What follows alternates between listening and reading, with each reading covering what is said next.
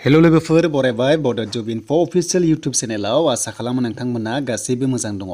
दा लोगोफोर जोंहा रानिंआ बेसेबां खारनांगोन बेनिसो आपडेट लाना फैदों। बेनो जाबाय हौवाफोर हिनजावफोर आरो लोगोसे रिटेन काट बेसेबां थांथावना आं नोंथांमोननो बेयाव एक्सपेक्टेड दिन्थिबावगोन जे जोंहा भटिं मोनसे जादोंमोन आरो बे भटिंआव सोर हरदों स' नोंथांमोना जायफ्रा हरदों जोबोद गोजोननाय थाबाय आरो बेसेबां नाम्बार मोनदों स' नोंथांमोना भटिंआव फोरमायदों जे बेसेबां मोनथावना काट बेसेबां थांथावना।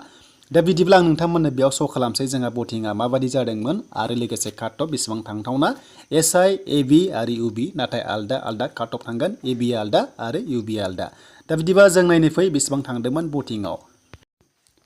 दा बेयाव गासै 930 भट्स फैदोंमोन बेनि गेजेराव थांदों 48% जाबाय 40 निफ्राय 46 मोनदों होननानै बयबो बेयाव बांसिन भट होदों। दैट मीन्स काटअफआ खम थांगोन मानोना नोंथांमोनाथ' मिथिखायो जेराव नेगेटिभ मार्किं दङ बेयाव हाई काटअफ थाङा बेनिखायनो 45 नि गेजेराव थागोन काटअफ। स' नोंथांमोना जायफ्रा 43 निफ्राय 45 नि गेजेराव मोननाय दङ UB लेभेलाव अब्ला नोंथांमोना चान्सआ दङ। बेनिफ्राय AB लेभेलाव जायफ्रा 38 निफ्राय 42 नि गेजेराव दङ स' नोंथांमोना चान्सआ दङ बेनो जाबाय AB आव मानोना 96,000 एप्लाइ खालामनायाव मेक्सिमाम एग्जाम लिरदों नाथाय खायसे एबसेन्ट जादों।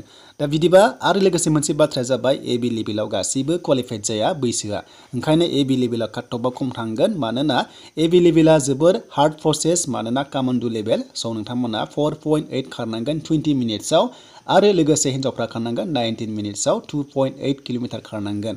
नाथाय UB लेभेलाव बांसिन कम्पिटिशन जागोन बेनो जाबाय नोंथांमोना अनलि 1600 मिटार्स खारनांगोन नोंथांमोना 7.5 मिनिटआव आरो हिन्जावफ्रा खारनांगोन 800 मिटार्स बे जाबाय 4 मिनिटआव। दा बेखायनो UB लेभेलाव बांसिन काटअफ थांगोन। दा जायफ्रा नोंथांमोना 45 प्लास मोनदों UB लेभेलाव चान्सआ दङ नाथाय कामान्डुआ खम काटअफ थांगोन।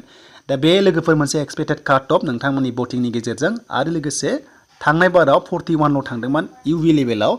दा जों प्लास खालामबा अनलि नोंथांमोना 45 46 आवनो नोंथांमोना फिजिकेलाव थांनायनि चान्स दङ। नाथाय लोगोफोर खायसे बारा मोनो थ' खायसे बारा मोननाया मोनगोन नाथाय एभारेजआ 45 नि गेजेराव थानायनि चान्सआ दङ UB लेभेलाव।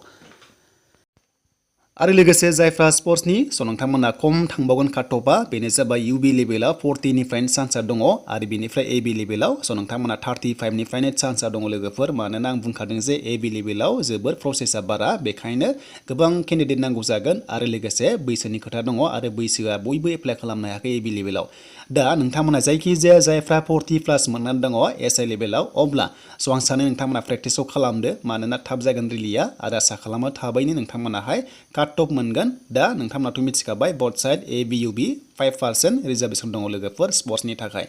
दा स्पर्ट्स होनाय लोगो लोगो नोंथांमोना बेबायदि मोनगोन जे अलिम्पिक एस'सिएशननि सायाव नोंथांमोना गेलेनाय जानांगोन आरो लोगोसे मेडेल उइनार जानांगोन। मेडेल उइनार नङाबा स' नोंथांमोना बेयाव एक्सेप्टेबल नङा ओंखायनो जायफ्रा बे माखासे केटेगरि दङ बेनिफ्राय गेलेनाय दंबा स' नोंथांमोननि काटअफआ जोबोद खम थांगोन।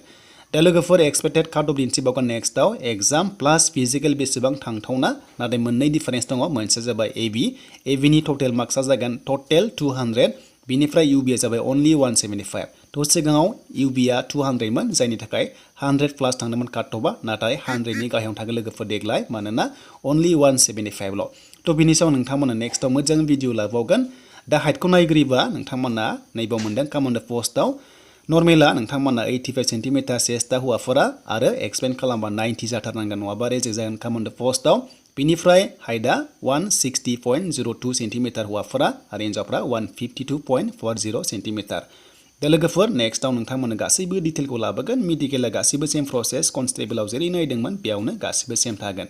दा लोगोफोर आसा खालाम थाबैनो ओंखारदों आरो कनस्टेबलनि रिजाल्टआबो थाबैनो ओंखारदों। दा बे भिडिअ खालामनाय जाहोना बेनो जे जोंहा माखासे भटिं जादोंमोन कमिउनिटि टेबाव बेयाव बयबो भट हरदोंमोन जायफ्रा एग्जाम लिरदोंमोन। दा मेक्सिमाम फैदों एभारेजआ 40 निफ्राय 46 नि गेजेराव डेट मिन्स नोंथांमोना बेखिनि नाम्बाराव मोननायनि चान्सआ दङ। दा लोगोफोर आसा खालामो नोंथांमोना भिडिअ नायनानै मोजां मोनदोंबा लाइक कमेन्ट शेयार एन्ड चेनेलाव गोदानै फैदोंबा साबस्क्राइब खालामना लाबानो जाबाय। बड' जब इनफो इउटुब चेनेलाव बेबायदि जबनि आपडेट मोनबाय थानो।